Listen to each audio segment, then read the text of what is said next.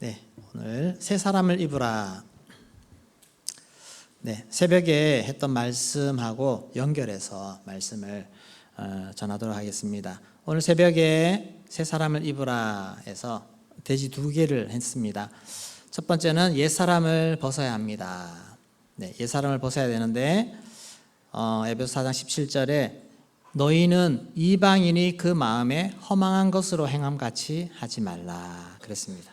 이방인의 특징은 허망한 것으로 행한다는 것, 썩어질 것에 집착하고 거기에 에너지를 쏟는다라고 하는 것입니다. 그래서 그러다 보니 영적으로 무지하게 됩니다. 총명이 어두워지고 마음이 굳어지는 이런 모습이 옛 사람에 머물러 있는 사람의 모습이라는 겁니다. 영적인 것을 말해도 잘 깨닫지를 못합니다. 또 옛 사람은 죄에 대한 감각이 없습니다.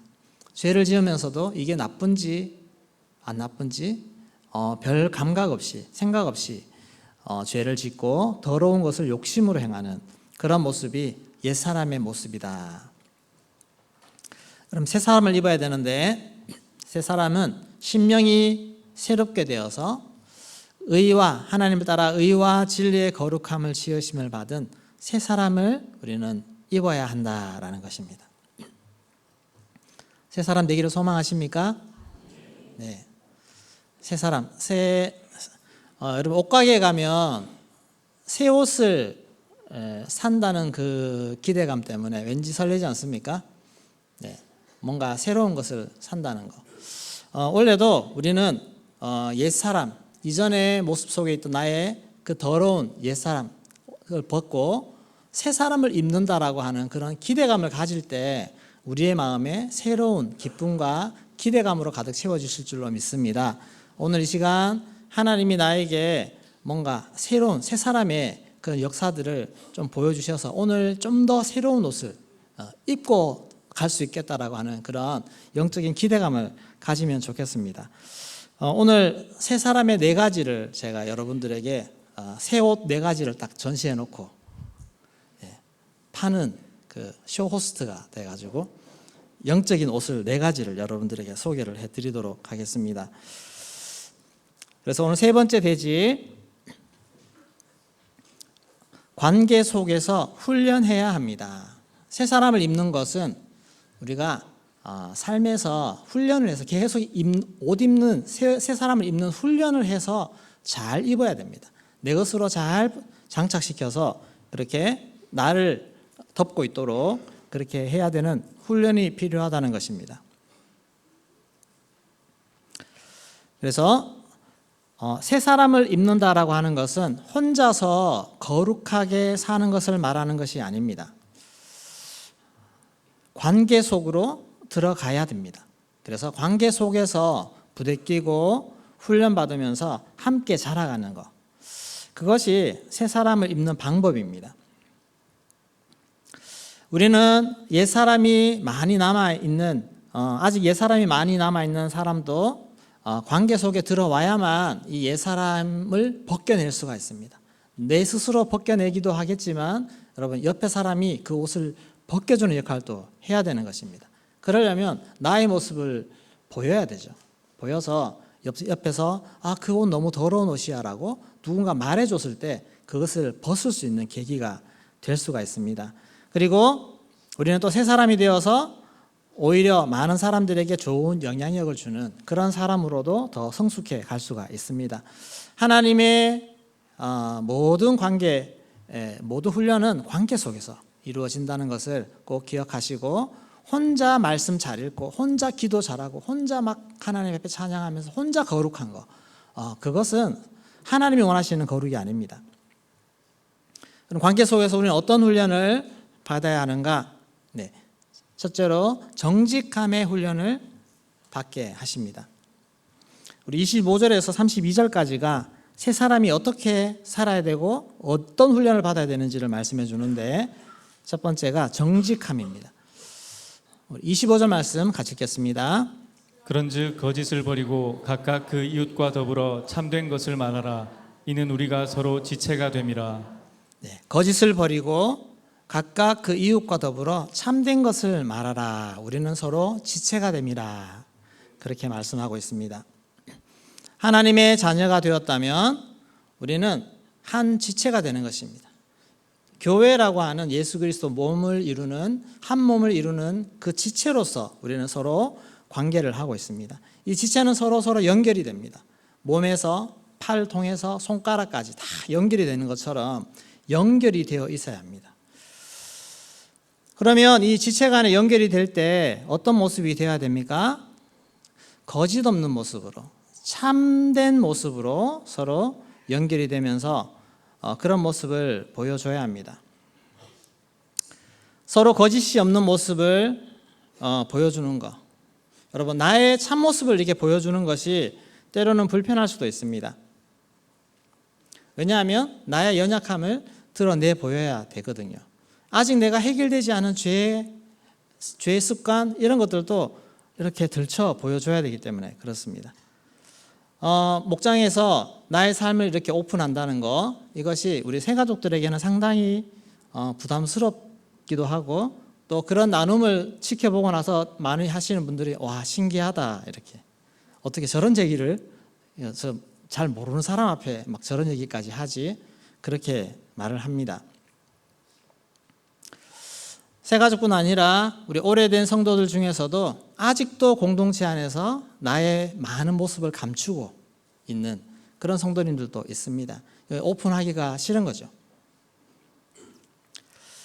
내가 정직하지 않으면 지체들과 건강한 관계를 맺기가 어렵습니다. 내 안에 감추는 것이 있어 보세요. 그러면 100% 연결될 수가 없습니다. 이것은 마치 아픔을 감추는 것과 똑같습니다. 폐암은 조기 발견이 어렵다고 합니다.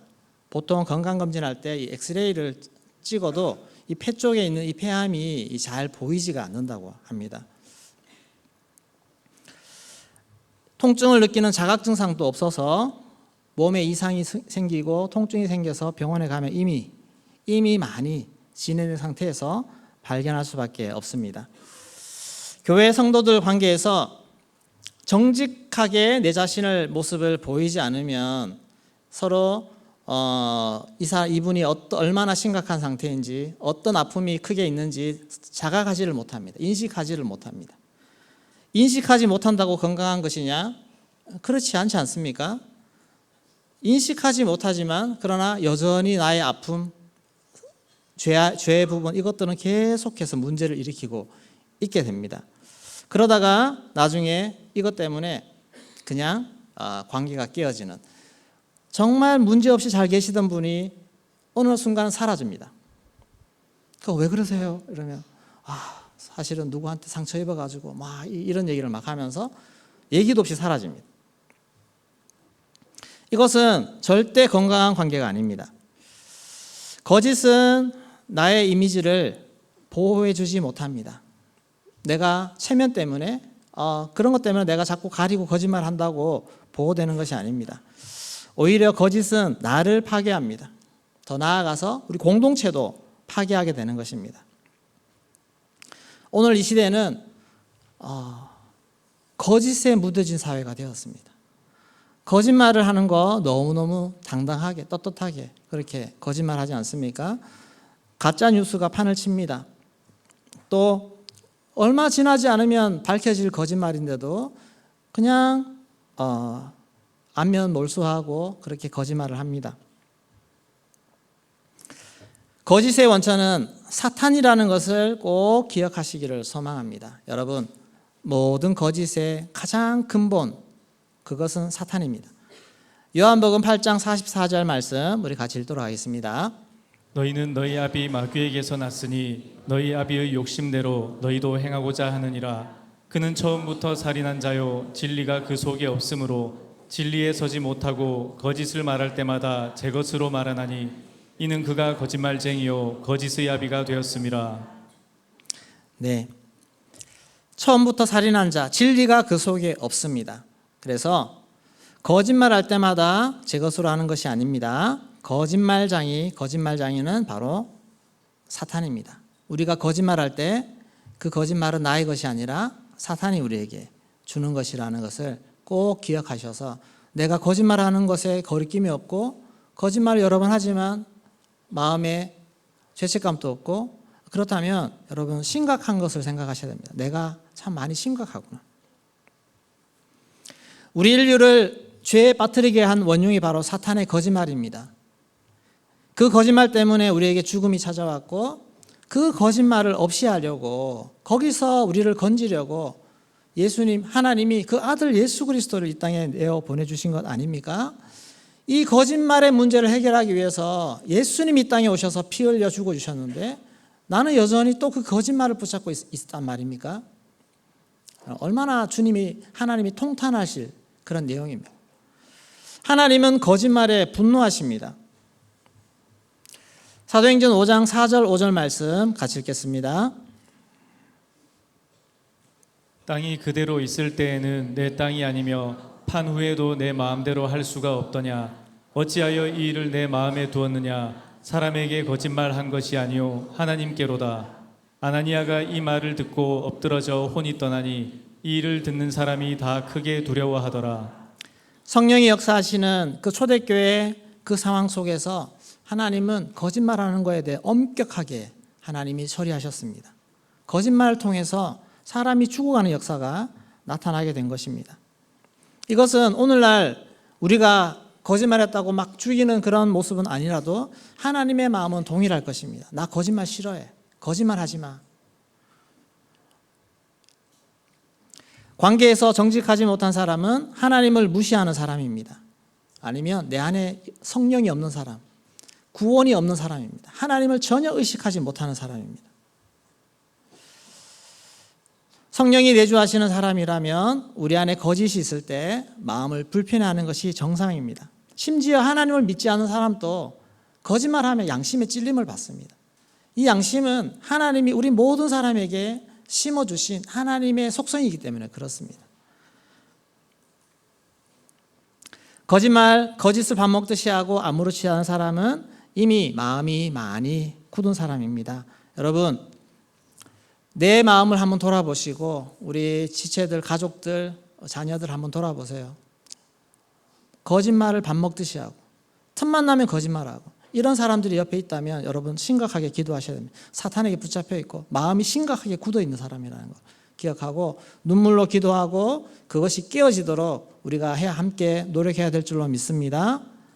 특히 공동체 안에 공동체인데 나의 허물을 덮기 위해서 거짓말하고 나의 연약함을 좀 더 감추기 위해서 거짓말하고 다른 지체를 모함하는 이런 모습이 있다면 그 공동체 안에 사탄이 역사합니다. 사탄이 유린합니다.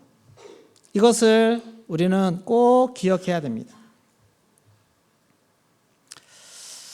너무 잘 보이려고 하지 마시고 너무 내 허물을 덮으려고 애쓰지 마시고 있는 그대로 드러내시고 정직하시기를 소망합니다. 교회는 의인의 모임이 아니라 죄인들의 모임임을 기억하시기 바랍니다. 옆에 사람도 죄인이고 저도 죄인이고 다 죄인입니다. 죄인들끼리 모여 있는 것입니다. 나의 연약함을 인정하고 드러내는 것이 오히려 은혜를 불러온다는 사실을 기억하십시오. 누군가 모임 속에서 나의 연약함을 한번 깨트리고 고백하니까 참 놀라운 것은 그 고백을 듣는 사람도 은혜 받고 자기의 마음을 깨트리고요. 그 회개의 영이 함께 막 돌면서 얼마나 회개와 눈물과 은혜로 그 공동체가 살아나는지 모릅니다. 이게 정직의 힘입니다. 회개의 힘입니다. 여러분 그렇게 하나님 앞에 반응할 수 있기를 소망합니다. 이것이 은혜입니다. 새 사람을 입은 사람은 가장 먼저 정직한 모습으로 반응하고 정직한 모습으로 공동체 속에서 나를 드러내 보일 줄로 믿습니다. 두 번째는 용서의 훈련을 해야 됩니다.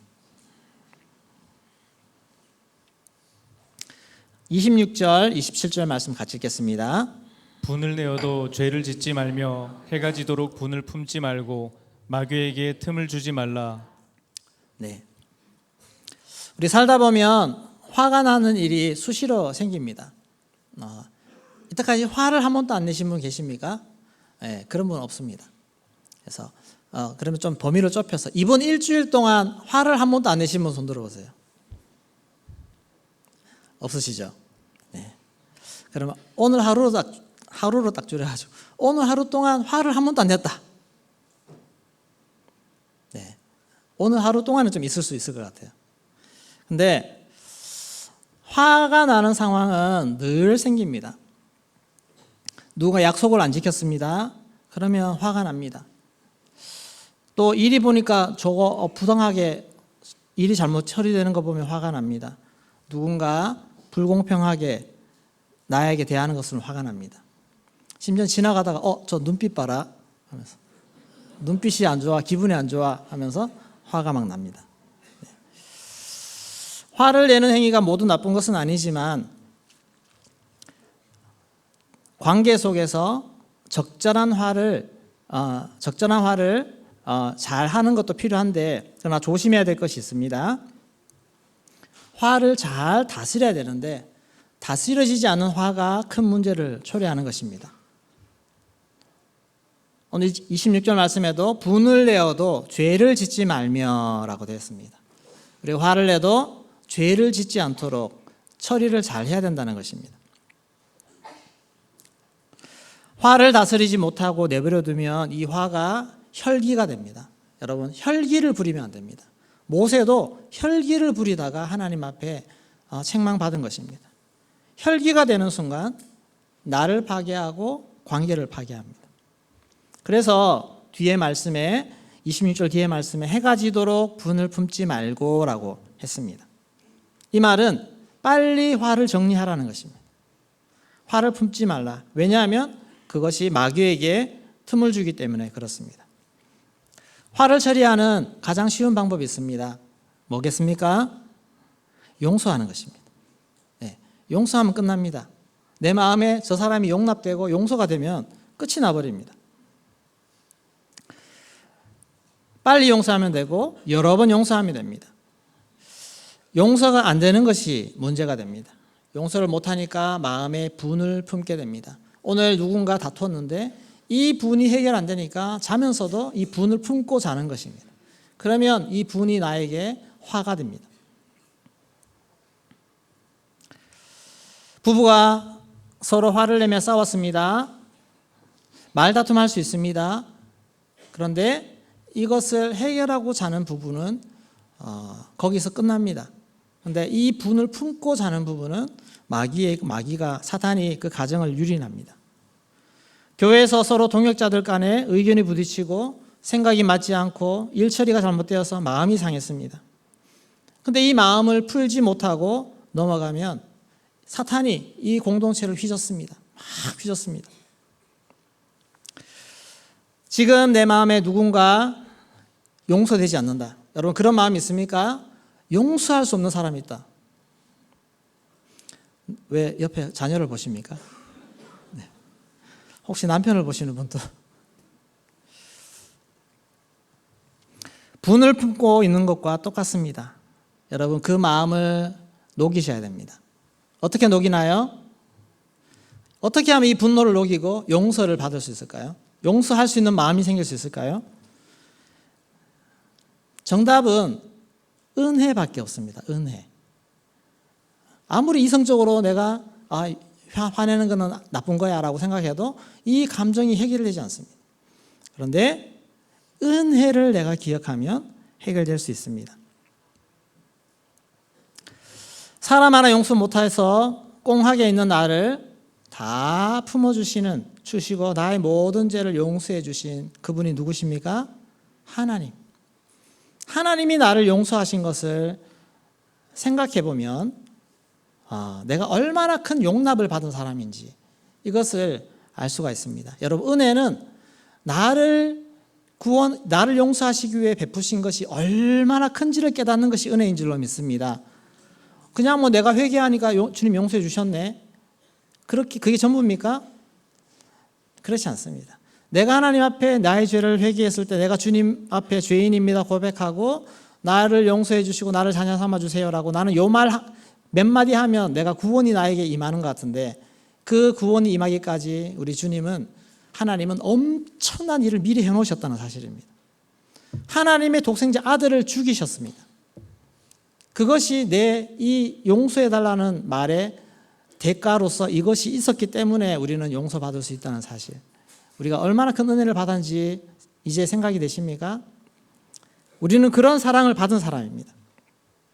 이것을 하나님은 제자들에게 가르치셨고 말씀해 주셨습니다. 마태복음 18장에 보시면 베드로가 예수님께 나와서 주님, 이 형제들이 나에게 죄를 범하면 몇 번이나 용서해 줘야 됩니까? 아마 이 베드로가 이 동료들 때문에 스트레스가 많았던 것 같아요. 막 서로 누가 크니 하면서 막 꼴 보기 싫은 사람들 막 이렇게 막 오니까 너무너무 화가 막 나고 많이 했던 것 같아요. 그래서 21절에 몇 번을 용서해 줘야 되겠습니까? 7번까지 하면 되겠습니까? 내가 정말 최대한 노력해서 7번 해주면 되겠습니까? 그랬더니 예수님이 우리 22절 말씀 같이 읽겠습니다. 예수께서 이르시되 내게 이르노니 7번뿐 아니라 7번을 70번까지라도 할지니라. 네, 7번을 70번까지라도 할지니라. 숫자적으로만 해도요, 70 곱하기 7 하면 얼마입니까? 49, 490번. 지금 한 사람이 나에게 490번 용서받으려면 엄청나잖아요, 그것도. 근데 이 말의 의미는 7은 완전 숫자이기 때문에 끝까지 무한대로 용서해 주라는 그 말 아니겠습니까? 주님이 너무하십니까? 내 마음 정말 몰라주시고, 주님, 내가 이렇게 저렇게 저 원수 같은 사람이 나를 이렇게 무시하는데 내가 저걸 진짜 다 용서해 줘야 돼요? 그렇게 말할 때 주님은 한 가지 비유를 드십니다. 임금이 1만 달란트 빚진 자, 1만 달란트 엄청난 금액입니다. 상상할 수 없는, 한 달란트만 해도 몇십억을 하는데 1만 달란트. 그 빚진 종을 용서해 줬는데 그 종이 집에 가다가 100데나리온, 크지 않는 금액입니다. 그거 안 갚는다고 그 동료를 막 잡아다가 막 이렇게 괴롭히니까 그 소식을 들은 임금이 그 종을 다시 불러서 너 탕감해 준 거 다 없이 할 거야. 그리고 다시 감옥에 집어넣습니다. 그러면서 하시는 말씀이 마태복음 18장 35절입니다. 같이 읽겠습니다. 너희가 각각 마음으로부터 형제를 용서하지 아니하면 나의 하늘 아버지께서도 너희에게 이와 같이 하시리라. 너희 마음에 형제를 용서하지 아니하면 하늘 아버지께서도 너희에게 이와 같이 하시리라. 여러분, 그러면 하나님 우리를 용서하지 않는다는 그 말 아니겠습니까? 이 말을 무겁게 받으십시오. 우리 안에 왜 하나님의 자녀인 내가 왜 지체를 용서하기에 그렇게 소극적입니까? 왜 거기에 마음을 두지 않습니까? 하나님은 이렇게 나를 용서해 주셨고, 그리고 내가 너희를 용서한 것처럼 너희도 형제를 용서해 주라고 하는데 왜 이 말씀을 우리는 가볍게 받냐는 말입니다. 이 말씀을 정말 하나님의 말씀처럼 무겁게 받고 모든 지체를 다 용서하는 마음이 있기를 소망합니다. 용서는 선택이 아닙니다. 하나님의 자녀로서 필수적인 마음입니다. 의무입니다. 우리 주님의 은혜가 내 안에 넉넉해서 모든 사람을 용서할 수 있는, 품을 수 있는 넉넉한 사람이 되기를 소망합니다. 용서를 한번 가져보십시오. 용서할 수 없는 마음을 한번 품으면 내 마음이 지옥입니다. 그 공동체가 지옥입니다. 그 가정이 지옥입니다. 그러나 용서하게 되면 천국으로 바뀌게 되는 줄로 믿습니다. 이런 은혜를 우리가 입기를 소망합니다. 새로운 사람으로 우리가 덧입는 노력, 용서하시기를 소망합니다. 용서는 계속해서 연습합니다. 연습입니다. 계속해서 노력하는 것입니다. 세 번째로, 새 사람을 입을 때 우리는 성실의 훈련을 해야 됩니다. 28절 말씀 같이 읽겠습니다. 도둑질하는 자는 다시 도둑질하지 말고 돌이켜 가난한 자에게 구제할 수 있도록 자기 손으로 수고하여 선한 일을 하라. 네, 도둑질하는 사람, 막 자기 일하지 않고 막 남의 물건 훔쳐서 그렇게 하는 사람에게 너희들 도둑질하지 말라. 성도로서 어떻게 도둑질하며 사느냐. 오히려 이제는 너희가 가난한 자를 구제할 수 있도록 부지런히 일해서 그렇게 수고해라, 선한 일을 해라, 그렇게 말하는 것입니다. 요즘은 일을 적극적으로 하려는 분위기가 아닙니다. 뭐 좀 하다가 그냥 뭐 내 마음에 들지 않으면 또 일 금방 그만두고, 그렇게 적극적으로 일 안 해도 우리는 굶어 죽는 시대를 살지 않고 있습니다. 우리 청년들도 직장이 없긴 하지만 그래도 적극적으로 막 어디 가서 하려는 것이 아니라 힘든 일 안 하고 내 마음에 들지 않는 일 안 하고 이런 분위기입니다. 우리 하나님의 자녀들은 이런 시대를 살지라도 성실하게 살 수 있기를 소망합니다. 성실해야 됩니다. 이것이 우리의 삶의 자세가 되어야 됩니다. 사도 바울 당시에 바울은 성도들에게 이렇게 가르쳤습니다. 데살로니가서 4장 11절 말씀 같이 읽겠습니다. 또 너희에게 명한 것 같이 조용히 자기 일을 하고 너희 손으로 일하기를 힘쓰라. 네, 너희 손으로 일하기를 힘쓰라. 데살로니가후서 13장 10절 12절 읽겠습니다. 우리가 너희와 함께 있을 때에도 너희에게 명하기를 누구든지 일하기 싫어하거든 먹지도 말게 하라 하였더니 우리가 들은즉 너희 가운데 게으르게 행하여 도무지 일하지 아니하고 일을 만들기만 하는 자들이 있다 하니 이런 자들에게 우리가 명하고 주 예수 그리스도 안에서 권하기를 조용히 일하여 자기 양식을 먹으라 하노라. 네, 일하기 싫어하거든 먹지도 말게 하라 이렇게 말하고 있습니다.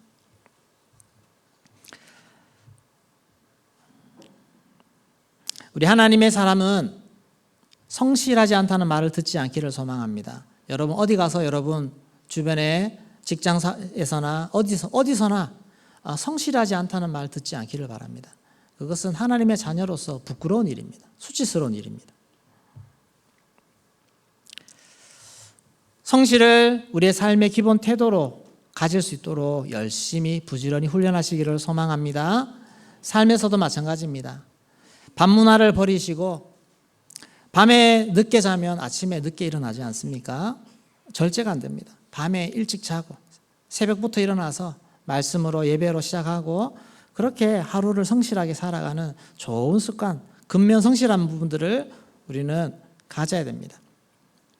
우리는 남의 것을 축내는 삶이 아니라 돕는 삶, 구제하는 삶, 선한 일을 하는 그런 삶이 돼야 됩니다. 물론 몸이 연약하고 장애가 있고 이런 분들은 또 도움을 받으면서 함께 그렇게 해야 되겠죠. 그러나 그렇지 않다면 우리가 열심히 성실하게만 우리가 일하면 누구든 도울 수 있습니다. 교회에서도 조금만 성실하면 많은 분들을 도와줄 수 있습니다. 일확천금 노리지 마시고 로또 하지 마시기 바랍니다. 대답이 없으시네요. 로또 하지 마시기 바랍니다. 네. 힘들이지 않고 돈 버는 법 연구하지 마시고 성실하게 그렇게 일하시기 바랍니다. 이 말씀 오늘 도둑질하지 말라 이 말씀을 영적으로 우리가 한번 생각해 본다면 영적으로 우리는 사람들의 에너지를 빼앗아가는 영적 도둑이 될 수 있습니다. 이 말씀이 무슨 말이겠습니까? 교회에서 정말 나를 위해 누군가 에너지를 쓰고 막 도와주고 내 문제 때문에 내 영적인 것 때문에 도움을 많이 받는데 그러나 정작 나는 변하지 않고 변할 노력이 없고 그냥 계속해서 그런 도움만 받는 이런 모습이 영적 도둑이 될 수 있습니다. 영적인 사랑, 관심, 기도 퍼주어도 밑 빠진 독처럼 다 빠져나가는 그런 모습, 이것이 영적 도둑의 모습과 같을 수가 있습니다. 여러분, 새 사람을 입는다는 것은 그런 삶을 청산하시고 이제는 나도 열심히 준비해서 다른 사람을 먹이는 사람, 다른 사람을 영적으로 세워주는 사람, 그런 사람이 되는 건 줄로 믿습니다. 그런 변화들이 우리 안에 일어나기를 소망합니다. 그러려면 수고해서 밥을 지어야 됩니다. 영적인 밥을 지어야 됩니다. 수고해서 은혜를 받아야 되고 은혜를 쌓아야 됩니다. 그래서 많은 사람들을 섬길 수 있습니다. 우리 목자 목녀님들 정말 영혼을 맡고 수고하시는데 얼마나 이렇게 수고합니까? 수고해서 영적으로 밥을 잘 지어 놓으면 여러분 목요일 금요일 날 와서 그냥 육의 밥을 먹는 것이 전부가 아니고 그 그 안에 영적인 밥, 영적인 양식들이 있어서 모일 때마다 영적 은혜들을 막 퍼주고 먹일 수 있는 그런 은혜가 넘치기를 소망합니다. 은혜가 넘치면 그런 일이 부담스럽지 않습니다. 목자 목녀님들이 한동안 몇 년 하다가 너무 버거워서 힘들어서 못하겠어요. 그것은 이 영적 준비를 안 해서 그렇습니다. 영적으로 내가 먹이기 위해서 애를 쓰고 수고해 보십시오. 그러면 은혜가 쌓입니다. 쌓이면 많이 먹일 수 있습니다. 우리 영혼을 맡은 자들, 목자 목녀님들, 셀 리더, 주일학교 교사 모두 풍성히 나눠줄 수 있는 좋은 영적인 양식들을 준비하시기를 소망합니다. 성실하게 준비하는 것입니다. 우리 담임 목사님 성실함을 따라갈 수가 없습니다. 특별기도에 그 많은 말씀을 다 준비하시고 또 이번에 부흥회도 특별 새벽기도 인도도 하시고 동부교회 이렇게 하시면서 저는 말씀을 오늘 새벽하고 오후 2번 하는데 이것도 버거워가지고 지금 하고 있습니다. 네, 정말 성실하게 한눈 팔지 않고 성실하게 밥을 지어 준비하시는 영적 아비의 모습으로 많이 배웁니다. 여러분 좋은 교회 다니고 계신 줄 믿습니다. 네, 정말 열심히 영적으로 잘 준비해서 많이 먹일 수 있는 그런 새 사람을 입은 여러분 되시기를 소망합니다.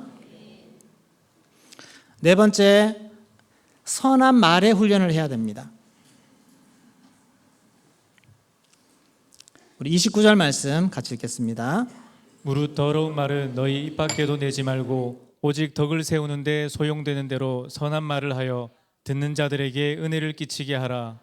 네. 더러운 말 입 밖에도 내지 말고 덕을 세우는 말을 하라. 선한 말을 하라. 그렇게 합니다.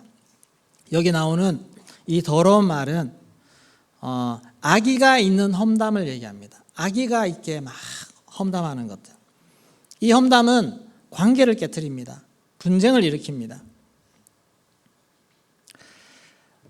교회 안에서 지체들 간에 이런 말들이 나올 때 여러분 나의 이 험담, 나의 이 부정적인 말 한마디로 한 영혼을 죽일 수 있다는 것을 생각하십니까? 목장 안에서도 여러분 자유롭게 나누고 얘기하지만 나의 이 말이 은혜를 끼치는 말인지 은혜를 다 깨트리는 말인지 이런 거 정도 분별할 수 있는 분별력이 있어야 되지 않겠습니까? 우리가 새 사람을 입었다고 하고 정말 주님 안에서 뭔가 새로운 모습으로 일어난다고 하면 이런 말들을 조심하고 분별할 수 있는 능력이 있어야 한다는 것입니다. 이런 분별 없는 말을 할 때 지체들이 주의 몸이 병들기 시작하고 그것을 보시는 성령이 근심하십니다. 여러분 30절 말씀 성령을 근심하게 하지 말라라고 했는데 이게 헬라어 원문에 보면 앞에 카이라고 하는 접속사가 있습니다. 근데 여기 한글 우리 성경에 번역이 안 되어 있습니다. 그 말은 앞에 더러운 말, 그 말이 성령을 근심하게 한다는 말과 연결되어 있습니다. 왜냐? 그 말이 관계를 깨트리고 공동체를 힘들게 하기 때문에 그것이 성령의 근심이 된다는 말입니다. 여러분 새해에는 선한 말을 하기를 소망합니다. 공동체를 세우는 말을 하기를 소망합니다. 그렇게 할 때 하나님이 기뻐하시고 성령이 기뻐하시고 교회는 공동체는 든든히 세워져 가게 되어지는 것입니다. 선한 말이라고 그저 좋은 말 위로하는 말이 아닙니다. 때로는 따끔한 충고의 말을 해야 됩니다. 권면하는 말도 해야 됩니다. 그래야 사람이 서죠. 잘 섭니다. 이런 새로운 사람을 입은 사람의 여러 4가지 특징을 살펴봤습니다. 물론 이거 외에도 다 있습니다. 그냥 이 4가지로 그냥 예를 들어서 말씀드린 것입니다.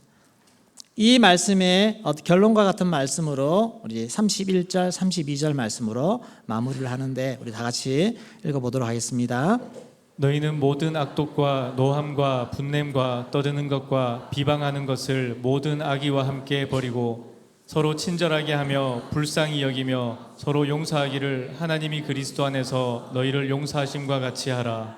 네, 모든 거 버리고 악한 거 다 버리고 서로 친절하게 하고 불쌍히 여기고 특별히 서로 용서하기를 하나님이 그리스도 안에서 너희를 용서하신 것 같이 하라. 이 말씀을 꼭 기억하시고 우리 모든 삶 속에서 이런 은혜들이 흘러가기를 소망합니다. 옛사람의 성품을 다 버리시기를 소망합니다. 옛사람은 우리를 무디게 만듭니다. 무지하게 만듭니다. 감각 없이 만듭니다. 우리의 모든 옛사람이 벗어버릴 때 우리에게 새로운 심령이, 새로운 영혼이, 영적인 부분들이 올라와서 새로운 인격이 형성되어지고 새로운 영향을 끼치는 그런 사람으로 우리를 세우실 줄로 믿습니다. 모든 사람들에게 정직하시기를 소망합니다. 모든 사람을 용서하십시오. 용서하기를 소망합니다. 또 성실하게 내 삶의 태도를 세워가기를 소망합니다. 또 우리 입술의 말을 잘 지혜롭게 절제해서 덕을 세우는 선한 말들을 통해서 우리가 새 사람에 합당한 사람으로 잘 훈련되어져 가기를 소망합니다. 내가 성숙하고 내가 성장하면 교회가 성장하게 되는 줄로 믿습니다. 교회가 성장하고 교회가 힘을 발하고 빛을 발하면 이 나라를 새롭게 하시는 그런 나라를 변화시키는 역사들이 나타나게 되어집니다. 우리 이 말씀을 기억하면서 나의 건강함, 나의 성숙함, 그것이 곧 교회의 성숙함이 되어서 우리 교회가 올 한 해 더 주님 안에서 잘 자라가는 역사들이 있기를 주의 이름으로 축원합니다. 우리 찬양 하나 드리겠습니다.